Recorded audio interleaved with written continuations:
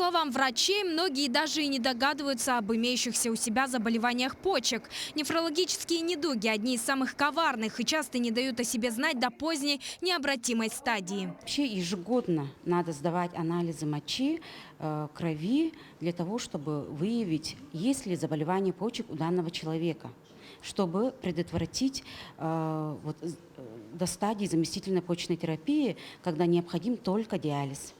Свидетельствовать о заболевании могут такие симптомы, как высокое артериальное давление, отеки, боли в области почек, учащенное мочеиспускание. С 2020 года в Якутске работает Центр современной нефрологии и диализа. А этим летом на базе центра был открыт и стационар. Всего на учете учреждения стоят около 500 человек с разными диагнозами. Еще около 100 человек проходят диализ.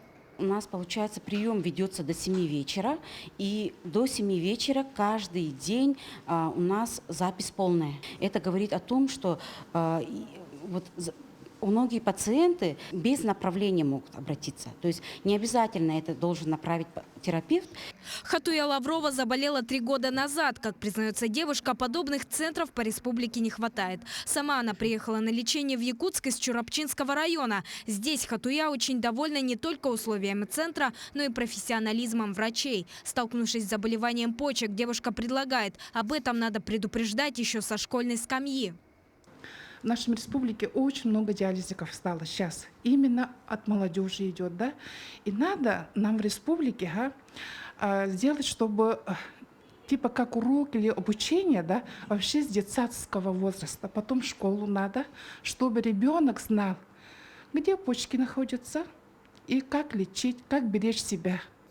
С коварной болезнью столкнулся и общественник Гаврил Чемаханов. Если бы в 2013 году был такой центр, я бы, сомнения не имея, пришел сюда и, возможно, бы даже не попал на диализ и трансплантацию, жалеет мужчина. Сегодня Гаврил помогает таким же больным сохранить здоровье и жизнь. Органы власти должны действительно озаботиться этой проблемой, помочь финансово, вообще рассмотреть эту проблему о том, чтобы вот этот центр диализный, да, и при нем находящийся стационар увеличивался как в техническом, так и в персонале.